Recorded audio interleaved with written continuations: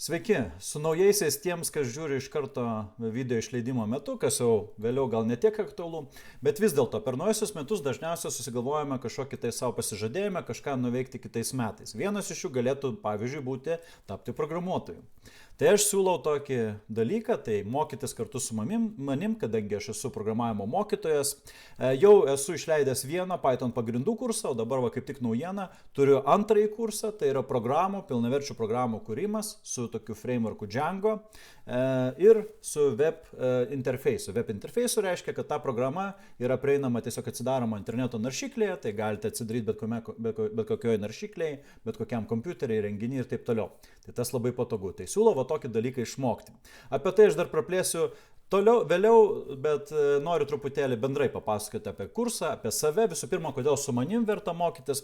Tai aš esu programuotojas, dirbau programuotojų 10+ metų, bet gal ne tas svarbiausia. Svarbiausia gal, kad aš kažkur 6-7 metus paskutinius dirbu programavimo mokytoju.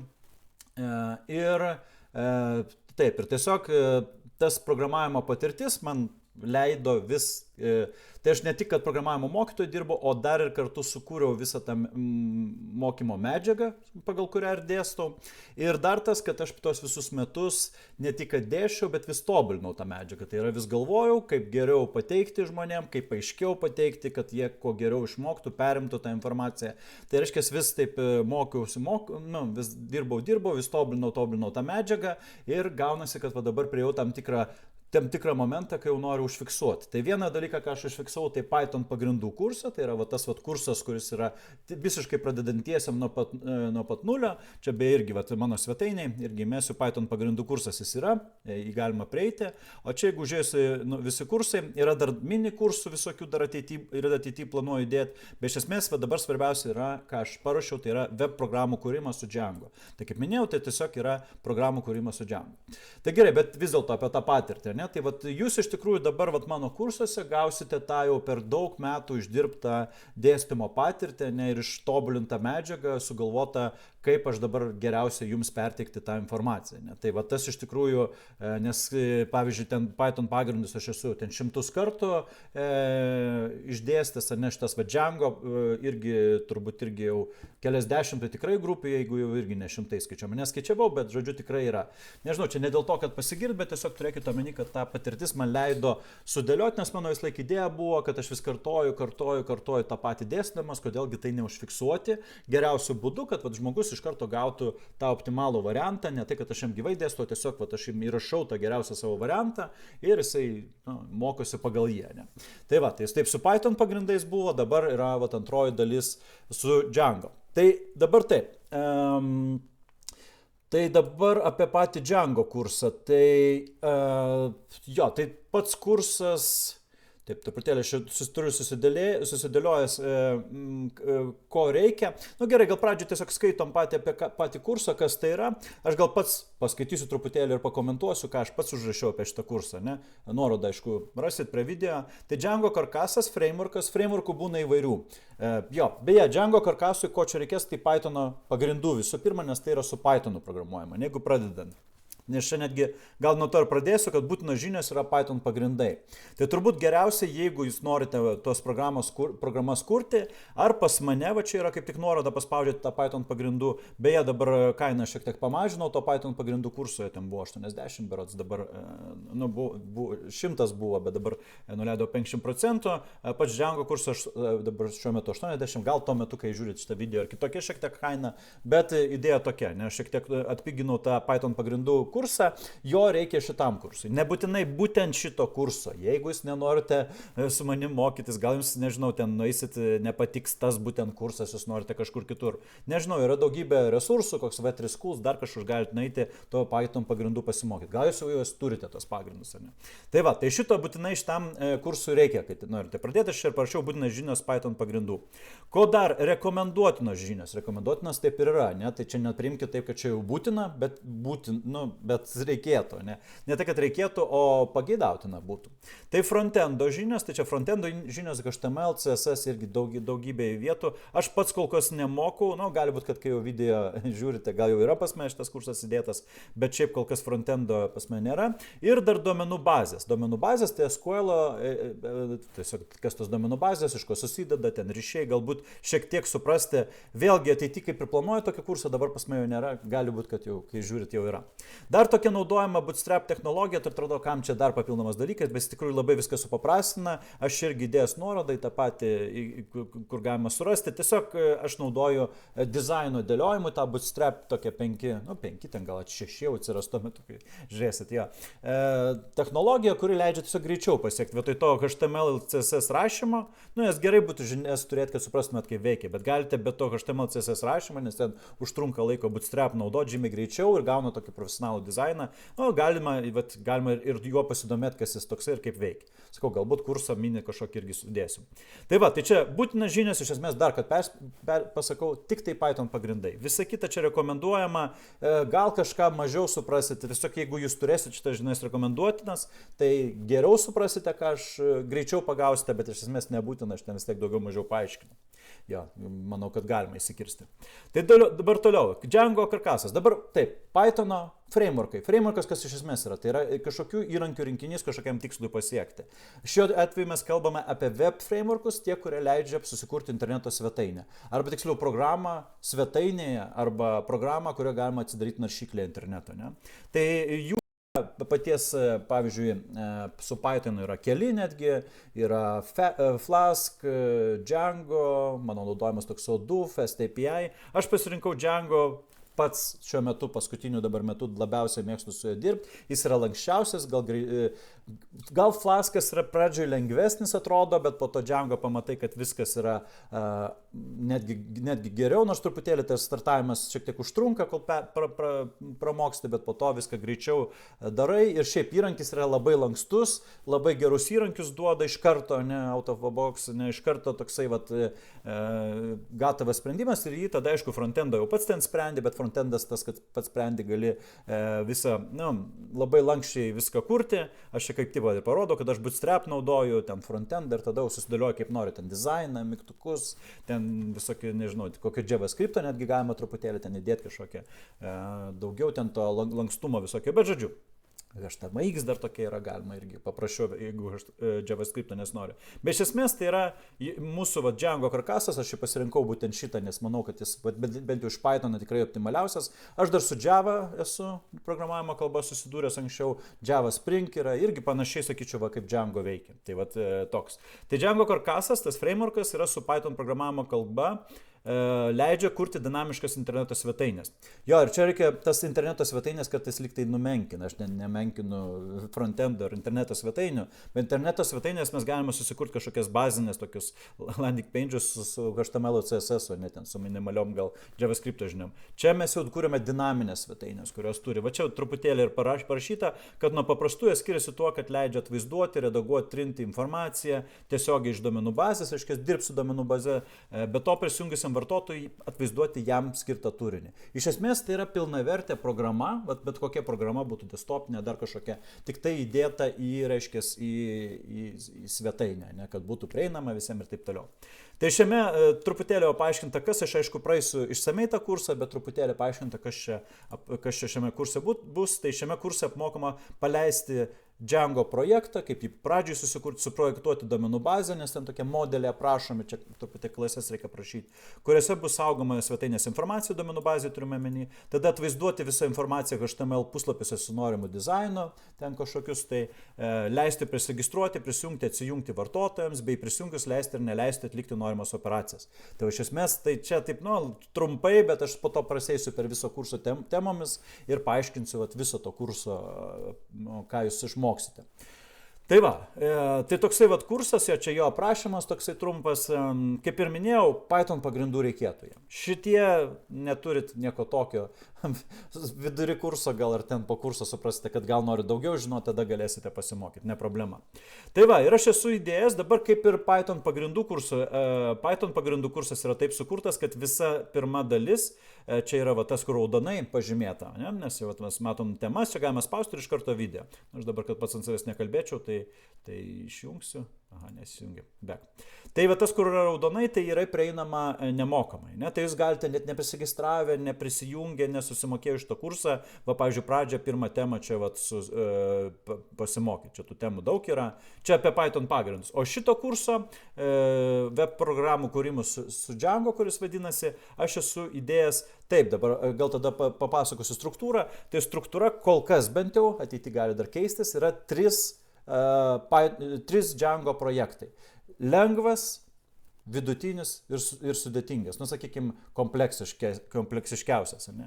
Tai va, tai pradedame 3 programos ir pirmąją pačią programą aš esu irgi, va čia dabar pirma, reiškia, video visi susijęs su pirmąją programą, ją pilnai sukūrėm, tai ten trumpiausia, apie 308 minutės kažkiek, tai ją yra leidžiu pilnai nemokamai prieiti, vėl viskas, kas raudonai, yra kodas, va čia paspaudus yra nuoroda į jo kodą, visą galite žiūrėti, aš ten gal dar irgi, vėl tas kursas gali plėstis, blogėti neturėtų, nebent papildysiu dar papildomais. Bet iš esmės tai yra pilna programa viena prieinama. Jūs galite pasitikrinti, ten labai minimaliai su frontendu yra, toks labai, tas HTML, CSS labai minimaliai naudojami, kad tik tai būtų kuo paprasčiau.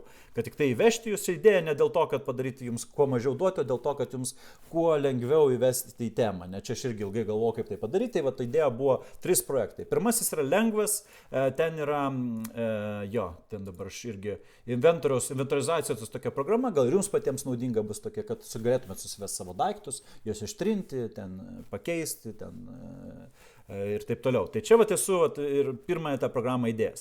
Po to antroji programa jau jau yra mokama, reikia pirkti tą kursą, kad gautumėt, yra tinklaraštis. Jis yra žymiai jau didesnė, ten kelis kartus turbūt didesnė. Tai yra tinklaraštis blogas, nevadinamas. Tas tinklaraštis, kuo jis naudingas? Vėlgi leidžia, čia ne dėl to, kad jūs tinklaraščius kursite būtinai su Django. Mano tikslas yra, kad jūs apskritai išmoktumėt su Django kaip įrankiu kurti bet kokias programas. Ne? Bet šitie pavyzdžiai gerai parodo. Ten inventorizacijos, jinai paprasta, lengva, jinai leidžia perprasti tos pagrindinius dalykus, tada jau tas tinklaraštis leis jau ten giliau įlysti į tą programą. Ne? Galėsiu netgi ir parodyti čia po to temam, kaip matot, ir tų temų žymiai daugiau, ir laiko jis daugiau užtrunka tas kursas. Tačiau žymiai daugiau, tas bootstrap jau naudojamas, frontendą žymiai plačiau gilinama ir taip toliau. Ne? Tai va tavo vidutinė tinklaraštis, plus tą tinklaraštį vėliau kažkokioj savo svetainiai, pavyzdžiui, kaip dalį galėsite panaudoti, nes ten gal naujienas norėsite skelbti kažkokiam tinklaraštį dar kažkur. Tai va visai naudinga toks va dalykas.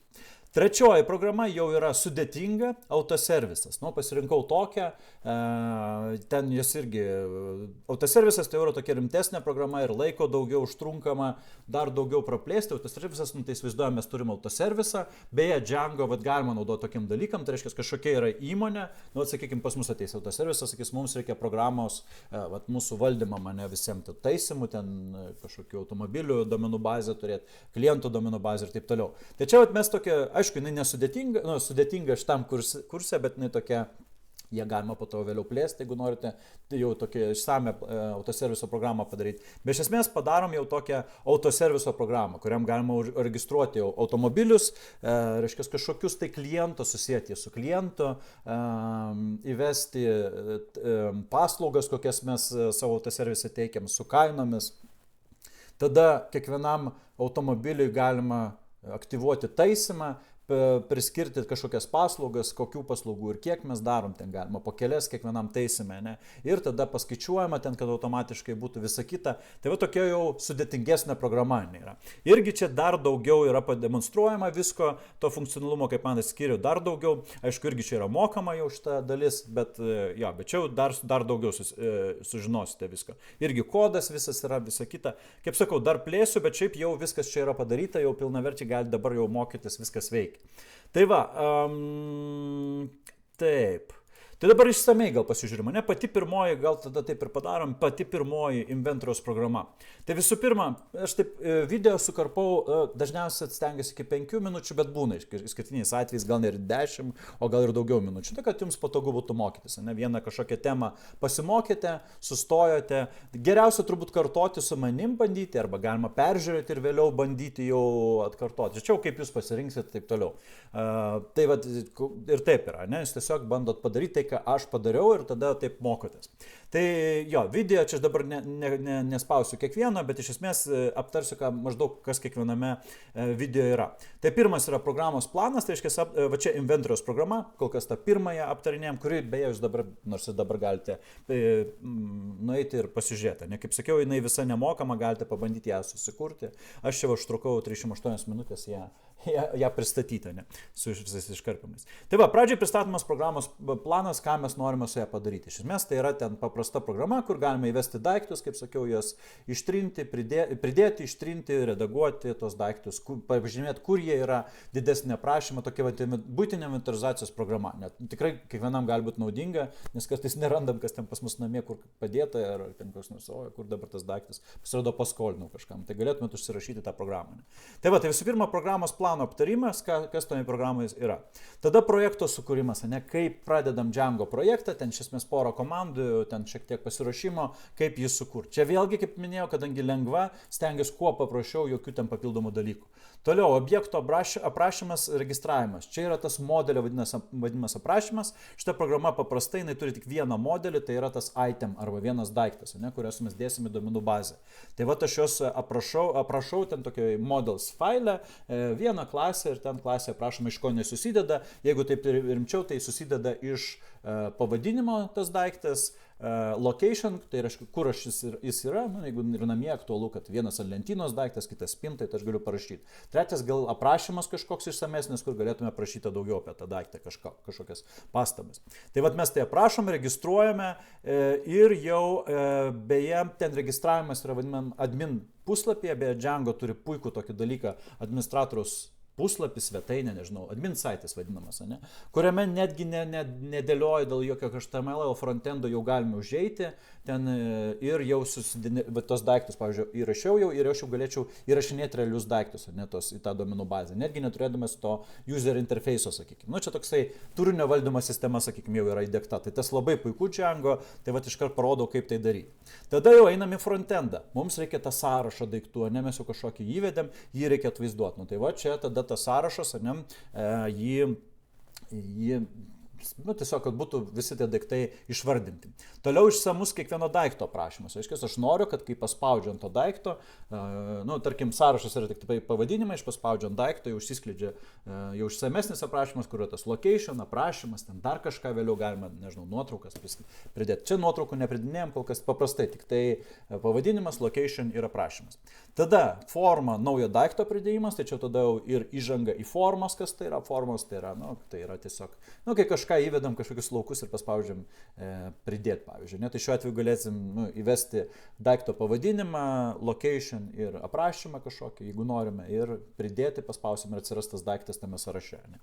Tada toliau, dar daikto redagavimas, prie kiekvieno daikto sąraše mygtukas redaguoti, paspaudžiam ir galim paredaguoti. Gal ten location pasikeitė, ne tas vieta, kuris guli, gal dar kažkas. Tai va. Ir daikto pašalinimas, panašiai kaip redagavimas, dar vienas mygtukas ištrinti, jį paspaudžiam, paklausia, ar tikrai norite ištrinti daiktą, jeigu ne, atšaukiam ir atgal, jeigu taip, tada patvirtinam ir jo to daikto sąraše nebėra. Tai va, ir čia dar tas kodas, čia dabar įdėjau, ten galvoju, kad dar kitur įdėti, bet kol kas yra bendrai visas kodas, bei yra GitHub, tai visą laiką galite va čia susirasti ir ten matysite visą išsamų ten tą, nu, žodžiu, kodą, galėsite pasikopijuoti, jeigu kažkas jums neveikia ir taip toliau. Tai va, tai čia pirmoji, dar kartą paminiu, kad šita lengva pirmoji programa, jinai yra trumpiausia, galiu visiems rekomenduoti ją pasibandyti, jeigu nežinote iš viso tą Django norite. Nes aš manau, kad Django geras įrankis, bet galite pasibandyti vat, šitas vat, pirmas 9 pamokas tiesiog nemokamai pažiūrėti, kaip jums jo. Siūlyčiau įsigilinti, pabandyti pasidaryti patiems. Aišku, jeigu tai dabar pradėsite be Python pagrindų, sunkoka galėtų būti, bet jeigu Python pagrindus ar čia pas mane, ar kažkur kitur jau turite, tai tikrai verta, kad neišsigastumėt be reikalo, nes būna išsigasta, bet aš pats ir parašiau, kad Python pagrindų reikėtų. Jeigu dar turėsit frontendo ir duomenų bazę, bazių, tai iš vis jums čia neturėtų būti labai sudėtinga, tikrai. Aš tikrai ne vieną grupę esu išmokęs, tai ta prasme žinau, kaip tai veikia. Tai tiesiog, jeigu darbo įdėsit, visą kitą išmoksit. Ne? Aš siūlyčiau iš vis tą kursą imti, ne, ta prasme, nebūtinai čia dabar subrėžti, aš dabar noriu su to Django dirbti, nenoriu su to Django, čia gal irgi pasakysiu, kol toliau neprapračiau, nes būna kartais žmonės labai taip, o čia rimtai žiūri, ne, jūs pabandykit, aš siūlau šitą kursą paimti, pilnai jį skirti, nežinau, 1, 2, 3 savaitės, kiek jums čia reikės. Nu, čia tas 3 pamokos, atrodo, nedaug to laiko, bet šiaip čia jau taip pasidėti reikia rimtai, jeigu norite sukurti, nežinau, turbūt kiekvienai pamokai ten reikia po valandą gal kokią skirti, nes dar reikia patiems atkartot, suprasti ją. Ne? Tai va. Bet, nežinau, čia kaip jūs norite spręsti, bet turiu omeny, kad verta dėti darbą, kaip ir su Python pagrindais, ne? Ir pilnai įsijausti, ne? Ir padaryti, padirbėti. Tada jau žiūrėti, to yragi alternatyvų, nebūtinai Django, yra nebūtinai Pythonas, yra visokiausių alternatyvų, vėliau galima rinktis. Bet jeigu jūs jau turėsite šitas žinias, jums jau žymiai geriau bus aišku, ką jūs norite toliau dirbti. Tai va. Toliau, gerai, Django antra vidutinė programa, ne, dabar tą lengviausią aptariam tą vidutinę, jau užmokėjimo šito slenkščio nėra, bet vis dėlto aptarsiu. Tai visų pirma, tinklaraštis, kas tai yra? Nu, tai įrašai, ne, paspaudžiam, įrašas išsamus, ten gal daugiau teksto, komentarai apačioje. Ne. Aišku, po to galim redaguoti, komentuoti įrašus, dar čia papildomai, kas yra pridėta, tai vartotojų prisijungimas, atsijungimas, nes prisijungia vartotojai ir tada jau jie dar gali kažką tai daryti atitinkama. Jeigu čia, pavyzdžiui, gerai, aptarsiu, kai išsamei. Tai pirmas vėl programos plano aptarimas pats video, ne tiesiog iš ko susideda programa, tada vėl Django projekto sukūrimas, čia dar truputėlį rimčiau, liktai jo, šitame jau naudoju GitHubą, GitHubas tai yra dar parodau kaip į Gitą iš karto įmesti, čia Gitas kam reikalingas, vėlgi jeigu Python pagrindų mano kursą praėjote, tai turbūt žinote, kad ten GitHubą aš rekomenduoju naudoti tam, kad išsaugotumėt kodo kopiją, kad nepamestumėt kodo, kad turėtumėt tą kodą, nežinau, pasidalinti, galėtumėt išsisaugoti ir nepaisant to, kad kompiuterio nebebus. Na, bet čia Gitas, ne, tai ne, galite ir be jo. Bet, man atrodo, aš jau naudoju ir rodau, kaip tą daryti. Tai projekto Django sukūrimas, panašiai kaip ir pirmoji dalyje, ne, toje lengvesnėje programoje, čia dabar vidutinė, dar kad tinklaraštį aptarinėjau, ne. Toliau, patogesnis Django paleidimas, aš ten parodau, mes tokią PyCharm programą naudojam, galite VS Code naudoti ar dar kažkokią kitą, jeigu norim. PyCharm tai yra programa kodo rašymui, vėlgi, kas Python pagrindų kursą praėję, tai turėtumėte žinoti, ne? Aš ten irgi naudoju.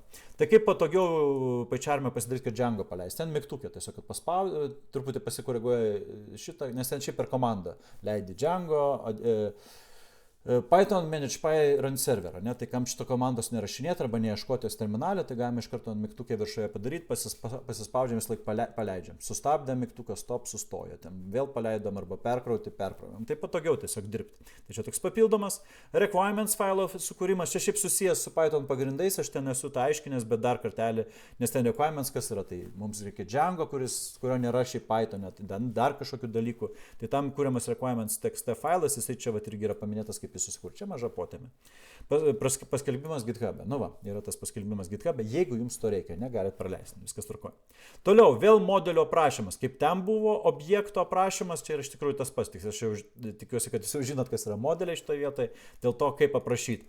Čia jau yra šiek tiek daugiau modelių, du iš tikrųjų. Čia dar nėra tokia labai sudėtinga programa, tai yra postas vienas, tai yra įrašas, o kitas yra komentaras, ne, prie posto. Ir jie susiję tarpusavį, vieną ryšį turi, nes postas gali turėti daug komentarų. Logiška, ne? Toliau, patogesnis atvaizdavimas admin puslapyje. Čia jau irgi plačiau praplečiu, nors čia tik rodo labai primityvų pirmoji daly, lengvojo, o čia jau parodo kaip daugiau admin puslapyje, patogiau atvaizduota visą informaciją. Tai yra, ten, jeigu tai yra sąrašas, tai išdėstyti, kokie sąrašai yra stulpelė, lentelė, nes ten lentelė bus įdėti filtrą, šitą paiešką ir taip toliau. Nu, gerai atvaizduoti. Ir beje, prie įrašų, čia bus kadangi postas, įrašas, tai kad nereikėtų postus ar atskirai komentarus užeidinėti meniu, tai padarom čia, kad postą užeini ir iš karto apačioje matomi komentarai ir juos galima pridėti, redaguoti ir taip toliau. Tai patogu. Bet vėlgi, čia dar tik tai adminas, dar be jokio HTML. Toliau, pirmas puslapis, ne, kol kas frontendo įrašų sąrašo puslapio sukūrimas, kur yra postai nesudėti. Tiesiog pirmas puslapis, kol kas labai banalus čia būna šitoje paskaitoje, ten tiesiog parodoma banaliai, kad kaip sudaryti sąrašą, panašiai kaip pirmoji daly. O po to jau einame rimčiau, pasitelkama HTML ir Bootstrap tą technologiją. Pasiemame šablonas jau gatavas ir jį pritaikom savo programai. Pradžioje gali būti šiek tiek sudėtinga atrodyti, bet jeigu ten peržiūrėtumėte dar kažką, tai, ta prasme, neskubant ten galite vėliau dar kartą persukti tą, suprasite, ten tiesiog, nuosekliai reikia žiūrėti ir įdedam visą tą šabloną, aš ten parinkau tokį paprastą šabloną, jį nukarpau, ko nereikia ir tiesiog įdedu šitą programą ir tai tampa tinklaraščiu. Tai va, ir Bootstrapą naudojas beje labai patogu, nes nereikia ten CSS, ten klasių rašyti, ten smulkmeniškai, kad čia šriftas toks, spalva tokia, pasirinkite ten klases ir viskas. Tai tas Bootstrap pamatysite, jūs gal, jeigu ir nežinovas, nebijokit jo, nes jis kaip tik žymiai supaprastins jums darbą. Toliau, vaizdingesnis įrašų rodymas, nes čia pradžiai labai banaliai tos įrašus rodome, po to norime, kad tai būtų jau tas sąrašas gražesnis, ten vaizdingesni tie įrašai, tai va padarom gražiau, nes jau naudojam tą Bootstrap technologiją, tai jau galim padaryti.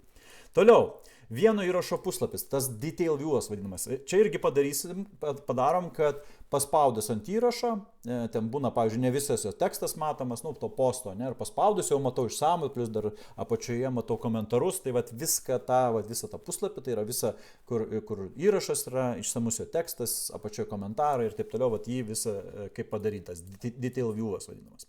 Toliau. Komentarų rodomas prie įrašo. Čia išbėgu į priekį. Ne komentarus, iš pradžių nerodom, po to rodom. Dar atskiras video yra, kaip parodyti komentarus, nes jie yra susiję, kiekvienas įrašas gali turėti daug komentarų. Jos mes dar kol kas galim dėti čia šitam etapė tik taip per admin puslapį, vėliau galėsim jau ir pats vartotojas prisijungęs galės tos komentarus palikti prie įrašo. Bet pradžioje kaip jos parodyti, nes jie būna kažkaip įvesti, kaip jos atvaizduoti. Dar toks papildomas komentarų skaičius rodymas, visai naudingas dalykas, kaip padaryti, suskaičiuoti, kiek komentarų yra prie kiekvieno posto ir rodytų skaičiuką, pavyzdžiui, net neužėjus arba ir užėjus. Tai visai naudingas dalykas. Toliau, vartotojo prisijungimo puslapis, čia jau yra login logout sistema, kad čia Django tą puikiai leidžia daryti, tai kaip prisijungti mums.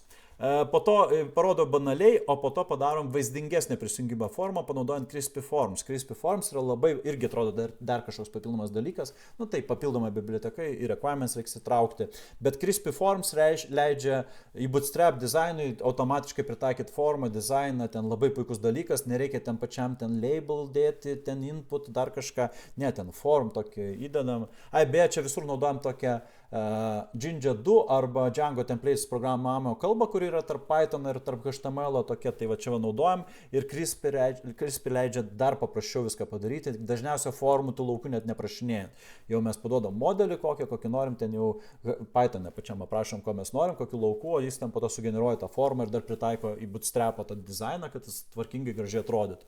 Tai čia tikrai puikus dar vienas įrankis. Toliau, prisijungimo, atsijungimo mygtukai, puslapį jau turim prisijungimą, tada mygtukai. Ir ten turi būti kaip, jeigu aš atsijungęs prisijungimo mygtukai, tai matau jį, aš paspaudžiu prisijungti, patenku į formą, tą formą, kuri čia sukuriama, tada man prisijungti, tada matau prisijungiu, matau, kad aš prisijungiu savo vardą ir matau atsijungimo mygtuką. Atsijungiu, tada vėl atgal, ne. Plus, tada iškart naujo vartotojo registracija. Tai dar tada, jeigu atsijungus, galima padaryti, kad matytųsi ir registracijos. Tai yra, jeigu aš atsijungęs, matytųsi prisijungti, registruotis, prisijungti. Ne? Ir aš paspaudžiu arba registruotis, arba prisijungti. Jeigu turiu userį, tai tiesiog prisijungti, jeigu neturiu, tai registracija.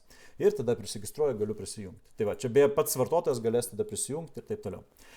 Naujo įrašo sukūrimas, tai čia jau vartotojas prisijungęs, kad turėtų mygtuką, kur paspaudžia naujas įrašas ir ten tada turi formą, kur nustato titlą, pavadinimą ir tekstą savo, ten to įrašo ir paskelbia ir viskas. Data ir laikas nustatoma automatiškai ten modeliuose anksčiau ir toks įrašas patenka į tą sąrašą visų įrašų. Toliau, savo įrašo redagavimas, tai vėlgi užėjus į įrašą, tam detail view būtų mygtukas redaguoti ir vartotojas, beje, čia yra apribojimas, tik tai tas vartotojas, kuris yra jo autorius, nes kiekvienas įrašas turi autorių, tai tik tai tas gali paredaguoti, atsiranda mygtukas, paspaudžiam, kitaip ten mestų 403 klaidą, kad neturi teisų, o jeigu čia jo įrašas, tai paspaudžiam mygtuką. Ten kiti vartotojai ir nemato to mygtuko, jeigu ne mano įrašas, bet jeigu mano, matau mygtuką, paspaudžiu redaguoti, patenku į visą tą formą, visą duomenys matomi, pakoreguoju, ką noriu ir tiesiog tada viskas, grįžtu atgal ir jau tekstas ar ten kas paredaguoti ar pavadinimas. Tai va. Ir ištrinimas. Ištrinimas panašiai kaip ten, prieš tai buvo irgi mygtukas šalia ištrinti, vėlgi tik tai tam, kas yra autorius šitą įrašą, paspaudė, paklausė, ar tikrai norite ištrinti, jeigu ne, atšaukiam, grįžtam atgal, jeigu taip, grįžtam, jau grįžtam ne į tą patį, nes jo nebėra į sąrašą ir matom, kad jo nebėra. Tai va. Dar viena potėmė, kad prisijungęs vartotojas galėtų prisijungęs komentuoti įrašus, tiesiai užeina prie įrašo į vidų ir ten būtų forma, jeigu jis prisijungęs. Ten irgi apribojimas, kad tik tai prisijungę vartotojai galėtų komentuoti įrašus. Ir ten tiem tik tai laukas yra įvedimo teksto paskelbę ir iš karto atsiranda apačioje komentaruose. Tai va. Tada vėl prie kiekvieno įrašo, prie kiekvieno komentaro, kadangi komentaras irgi ryšį turi su autorium, su useriu, kuris prisijungęs, tai tas prisijungęs useris galėtų savo komentarus prie to įrašo redaguoti, irgi mygtukas šalia, kad būtų atsirastų prie jo įrašo, prie jo komentarų, atsiprašau, įrašo. Ir paspaudęs, neparedaguoja kaip ir postus. Ir taip pat ištrinti. Ja. Ir čia pabaiga reziumuoja. Tai va, tai tokia antroji programa. Šitą jau, kaip sakiau, jau mokama dalis, bet jau tokia žymiai kompleksiškesnė, daugiau visko, prisijungimai, ten detaliau, dizainas visai jau rimtesnis, prisijungimas, atsijungimas ir taip toliau, visokia logika. Ir trečioji, autoserviso, jau tada jie išsamei aptarsiu irgi autoserviso, kaip sakiau, autoservisas automobilių. Ir pradžioj vėl programos planas, vėl aptarimas, iš ko sudeda ta programa, Django projekto sukūrimas, vėl tas pats, mes tiesiog sukūrėm modelio aprašymas. Tai modelio aprašymas čia jau daugiau yra, čia modeliai yra, jų galima būt po to ir vėliau dar daugiau pridėti, bet čia yra automobiliai, kurie turi, kad ten savininką, valstybinį numerį, VIN kodą, markę, modelį ir taip toliau. Ten kažkokį išsamų aprašymą, nuotrauką galima prisiekti, bet čia nuotraukos irgi prisiegimas bus per atsijo.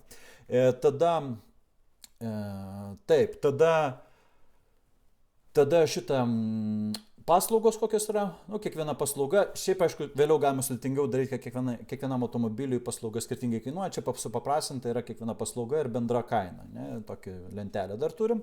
Ir tada jau dar dvi lentelės, tai viena yra orderiui, užsakymui, tai užsakymas turi datą ir kokiam automobiliui tas užsakymas, užsakymas orderis tai yra iš tikrųjų taisimas, čia galima kaip sinonimus laikyti, taisimas orderis, nes mes kai autoservise pabūna, mes gaunam lapą su viskuo, kas buvo atlikta ir ten būna, būna viskas, kas čia vykda tada ir būna tokia lentelė, kur kaip tik kokios paslaugos, kiek padaryta, kiek kainavo. Tai vat mes pagal tai irgi kokia paslauga pas mus kainos bus, mes pasirinksim paslaugą, koks kiekis ir jis automatiškai paskaičiuos.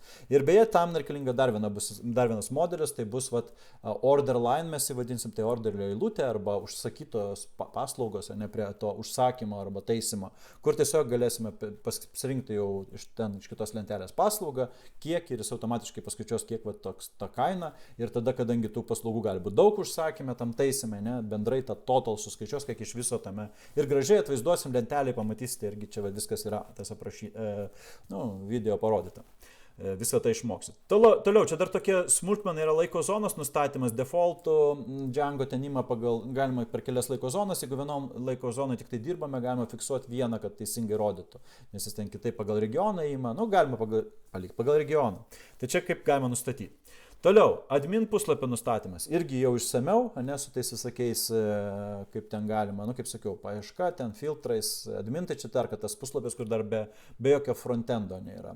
Tiesiog, tai ten kaip prisitaikyti labiau savo poreikiam.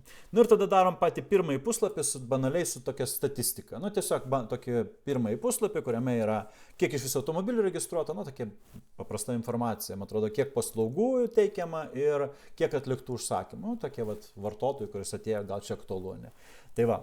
Ir tada jau vėl yra HTML Bootstrap šablono pritaikymas programai. Jeigu tinklaraščio programą iš tokį paprastą, banalų, mokamai šabloną pritaikau, čia jau imu tokį rimtesnį irgi iš Bootstrap ten svetainės irgi parodysiu ir pritaikau į savo, ne savo programą. Tai čia ten dar su tinklaraščiu dar taip paprasčiau viskas, tas pritaikymas šablono yra, o čia jau taip rimčiau, nes aš noriu vėlgi jums parodyti, kad jūs galėtumėt bet kokį šabloną iš esmės ar nusipirkti, jų būna mokamų ar netgi nemokamų, čia aš nemokamai imu, bet jis jau toks kompleksiškas, rimtesnis, ten su įdomesniu dizainu, tai kaip jį pritaikyti. Mes po to jį galim koreguoti, pritaikyti, bet jį reikia pritaikyti savo, kad su Django dirbti, ten nėra labai daug darbo, bet mes galim iš esmės bet kokį šabloną pasiimti, bet imame tik Bootstrap, kad paprasčiau būtų Bootstrap, ta technologija, kuri leidžia ten nerašyti dar dizainą papildomą. Ir, žodžiu, prisitaikyti. Tai va čia irgi apie tai. Toliau, vartotojo prisijungimas, atsijungimas jau kaip ir aišku, ne, ta login logout sistema. Tada jau, kai vartotojas prisijungęs, norime atvaizduoti jo automobilius. Nu, ir čia bus daug visokių dalykų. Tai visų pirma, vartotojui norime atvaizduoti jo automobilių sąrašą. Ne? Tai kai jis prisijungęs, atsirastų papildomas meniu, kur paspaudžiu ir matau visus automobiliai. Jis ant jo gali paspausti ir mato išsamų prašymą apie tą automobilį kartu ir vėliau. Čia vėliau bus. Čia turbūt vartotojo vieno taisymo atvaizdavimas. Jo. Kad reiškia, ir matau tada taisymus šalia to automobilio ir galiu paspausti ir matau išsamią informaciją apie tą taisymą. Kas būtent buvo, nes vieną automobilį galiu taisyti kelis kartus tam pačiam servise. Ne? Ir ten būtų taisymai šalia matomi prie automobilio apačioje, tarkim.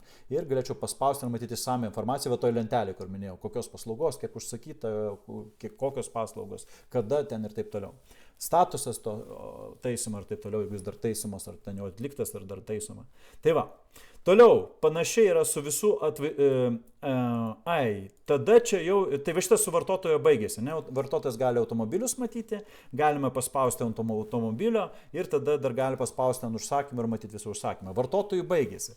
Toliau mes tada darom, nors šiaip yra tas Django admin puslapis, kuris visai neblogai veikia ir jis kaip ir darbuotojams ir skirtas yra. Bet vis dėlto norim padaryti frontendė irgi pilną administravimą. Reiškia, jeigu vartotojas yra darbuotojas, ne, jam pateikti visą, jam galimybę pateikti per frontendą, prisijungus irgi taip pat kaip paprastas vartotojas.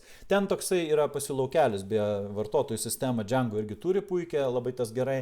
Ir turi ten tokį statusas, staff status, vadinasi staff, kad jis staff darbuotojas yra. Tai jeigu jis turi tą staff, tai aišku, po to vėliau kitaip galima padaryti, bet jeigu tas staff yra true, jeigu jis yra staff, tai tada jam rodoma papildomi dar meniu be tų vartotojų.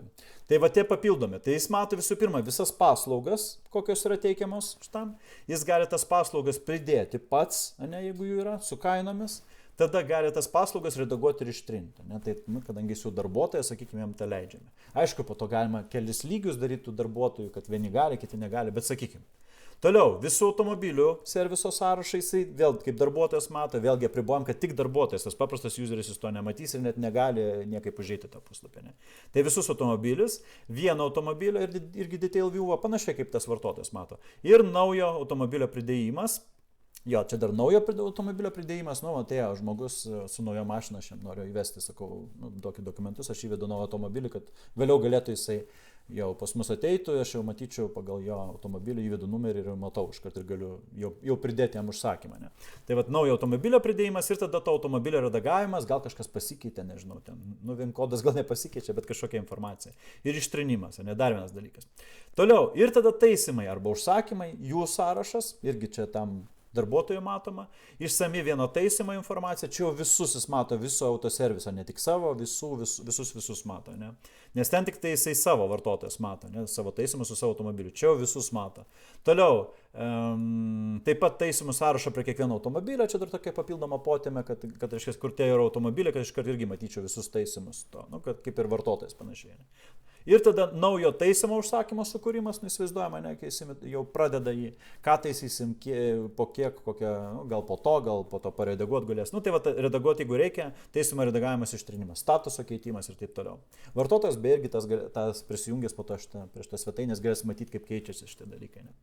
Tai va, tada taip jau išsamiau, kadangi tas yra užsakymas realiai turi tik tai, ką ten datą ir laiką, kur automatiškai priskiriama automobilį ir statusą, dar tada norim pridėti tas paslaugas. Tai paslaugas, tai paslaugos pridėjimas užsakymą, čia dar tokia papildoma potėmė, kad būtų mygtukas, paspaudžiu ir pridedu, kad va, aš alyvos keitimą vieną kartą noriu padaryti. Ir jisai paspaudžiu, pasirinku alyvos keitimas, pasirinku vienas, galima 2 kartus, nežinau, ten išplauti variklį. Ir paspaudžius grįžtat, gal užsakymai jau yra pridėta tas užsakymas. Tai va.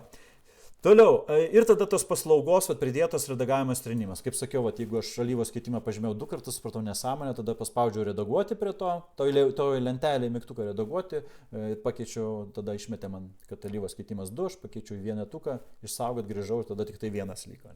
Ir trinimas. Jeigu, pavyzdžiui, kažkokios paslaugos nereikia, nežinau, užsakė vartotojas, ne vartotojas, o vartotojas, kad reikia išplauti automobilį, paskambina, sako, neplaukit. Tai aš tada užeinu jo, kur variklio plovimas eilutė, paspaudžiu ištrinti, ar tikrai norite ištrinti paslaugą variklio plovimas ten vieną kartą, paspaudžiu taip ir grįžtu vėl užsakymą to variklio plovimo variklio, sakiau, automobilio variklio, ne automobilio variklio, automobilio plovimo nėra. Nu, būna paslauga, išplauna automobilį po taisymą.